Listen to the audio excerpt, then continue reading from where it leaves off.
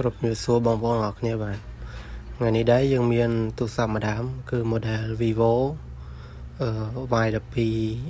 Y21 បងប្អូន Y21 ដែលវាមានបញ្ហាទៅលើការដាក់ SIM ទៅខ្សោយសេវាបងប្អូនទូរស័ព្ទនេះដែរគឺម្ចាស់គាត់ពីដើមឡើយគាត់ធ្លាប់ដូរសបកអញ្ចឹងណាហើយប្រភេទសបកវានេះអង្តែនជាប់នឹងជាប់មួយសបកបងប្អូនគឺជាអង្តែនអាយកូពីបងប្អូននេះយើងធ្វើការពិនិត្យមើលទៅឃើញថាម៉ាស៊ីនវាគឺមិនទាន់ធ្លាប់ជួសជុលទេបាទគឺនៅស្អាតសំណុំស្អាតបាទដល់ពេលយើងកលេចមកមើលលើអង្តែននៅលើសបកនេះគឺជាប្រភេទអង្តែនកូពីបាទអញ្ចឹងយើងឃើញបែបនេះហើយយើងមានរបស់កាប់សាច់ប្រភេទសបករបស់ Vivo Y21 ហ្នឹងដែលមានអង្តែនស៊ីនជាប់ជាមួយនឹងសម្បកហ្នឹងយើងអាចដកវាមកបងប្អូនដកយកមកដាក់ជាមួយនឹងតួ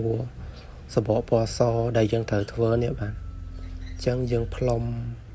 យើងយកក្បាលផ្លុំមកយើងបងប្អូនយកក្បាលផ្លុំមកផ្លុំឲ្យស្អាតមកកុំឲ្យដាច់ទេបងប្អូនដល់ពេលយើងដកយើងអីស្អាតទៅយើងយកមកដាក់តាមលក្ខណៈដើមរបស់វាវិញទៅលើសបកពណ៌សនោះបាទខ្ញុំទៅការផ្លុំហ្មងយកទៅបៀតឆ្កឹះមកថ្នមតិចហើយអាសបកហ្នឹងយើងផ្លុំមិនភ័យថ្លាច់ខូចដោយសារប្រភេទសបកដែលយើងចោលហើយដែលភ្ញៀវគាត់យកមកដូរសបកហើយគាត់ចោលអង្តែនហ្នឹងបាទចោលសបកហ្នឹងអញ្ចឹងយើងជាជាងបាទយើងជាជាងយើងចេះតែទុកទៅបាទមិនសមទៅបាទថ្ងៃមកទៅដូចខ្ញុំយីមានបញ្ហាទៅលើទូរស័ព្ទប្រភេទហ្នឹងគឺយើងមានអង្តែនហ្នឹងស្រាប់អញ្ចឹងយើងយកមកដាក់មកហើយចំពោះអង្តែនកូពីបងប្អូនបើសិនជានៅតំបន់ដែលខ្លាំងសេវាដូចជាតំបន់ដែលមានអង្តែនរបស់ប្រព័ន្ធSIM ណាមួយអញ្ចឹងយើងដាក់ទៅវាអត់ខ្សោយទេបងប្អូនអត់ខ្សោយសេវាទេប៉ុន្តែមកដល់តំបន់ដែលដាច់ស្រយាលព្រៃភ្នំដូចខ្ញុំកំពុងរស់នៅនេះចេះ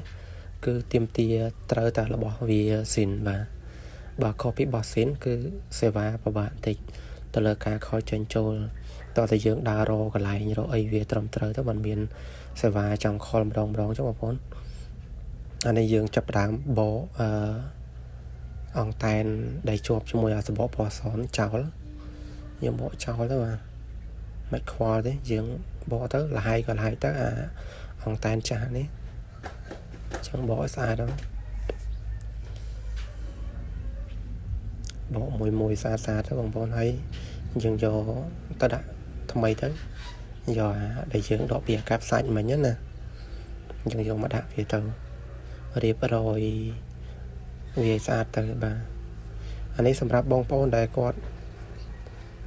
ជួបទៅលើទូរស័ព្ទដែលខ្សោយសេវាអីបងប្អូនអាចពិនិត្យទៅលើអង្តែននេះណាបងប្អូនអាចធ្វើតាមខ្ញុំបានដោយសារចំណុចនេះខ្ញុំធ្លាប់ឆ្លងកាត់ច្រើនទៅលើទូរស័ព្ទដែលខ្សោយសេវា call ចេញចូលអីអ៊ីនធឺណិតអីរៀងខ្សោយអីហ្នឹងវាច្រើនវាខូចទៅលើចំណុចហ្នឹងបាទហើយក៏វាអាចពេលខ្លះក៏អង្តែនស៊ីនហើយយើងដាក់ទៅនៅតែខ្សោយអាហ្នឹងពេលខ្លះវាអាចទៅលើម៉ាស៊ីនបាទអញ្ចឹងបងប្អូនពិនិត្យទៅលើប្រព័ន្ធប្លុកសេវាវាទៀតនៅលើម៉ាស៊ីនបាទប៉ុន្តែជំហានដំបូងយើងត្រូវមើលចំណុចហ្នឹងសិនណាបងប្អូនមើលម៉ាស៊ីនសិនស្អាតអត់អង្តែនភេទអង្តែនដើមអត់អង្តែនស៊ីនអត់ត្រូវមើលឲ្យគ្រប់ជ្រុងជ្រោយបាទ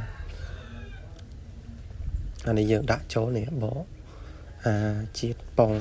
ជ័រវាចេញទៅកុំឲ្យវាកើលខ្ពស់បាទយើងរឹតវាឲ្យស្មើ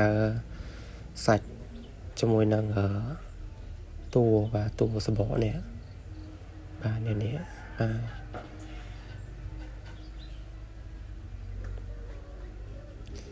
ហើយសម្រាប់បងប្អូនទាំងអស់គ្នាបើពេញចិត្តនៅវីដេអូរបស់ខ្ញុំបាទពេញចិត្តវីដេអូខ្ញុំកុំភ្លេចជួយចុច Subscribe Channel BN Repair ម្នាក់មួយផងបាទពេលដែលខ្ញុំផុសនៅវីដេអូក្រោយៗបងប្អូននឹងឃើញមុនគេបាទកុំភ្លេច ជួយចុច subscribe ដើម្បីឲ្យខ្ញុំនេះមានកម្លាំងចិត្តដើម្បីធ្វើវីដេអូបន្ថែមទៀតទៅលើពាក់ព័ន្ធជាមួយនឹងបច្ចេកវិទ្យាទូរស័ព្ទបាទ